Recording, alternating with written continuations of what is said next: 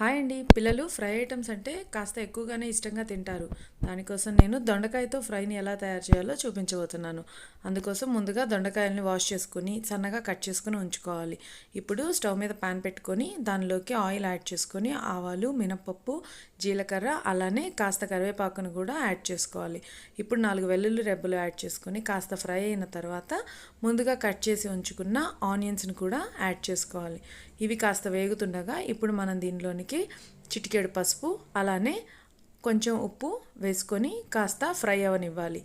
ఇలా ఫ్రై అయిన తర్వాత ముందుగా కట్ చేసి ఉంచుకున్న దొండకాయ ముక్కలను కూడా దీనిలోనికి యాడ్ చేసుకోవాలి. ఇలా యాడ్ చేసుకొని కాసేపు బాగా ఫ్రై అవనివ్వాలి. ఇప్పుడు 2 నిమిషాల పాటు మూత పెట్టుకొని ఫ్రై ఇలా ఫ్రై అయిన తర్వాత ఇంకా బాగా ఇవి గోల్డ్ కలర్ వచ్చేంత వరకు ఫ్రై చేసుకోవాలండి. ఇలా గోల్డ్ కలర్ వచ్చిన తర్వాత నేను దీనిలోనికి ఎండు కొబ్బరి పౌడర్ని యాడ్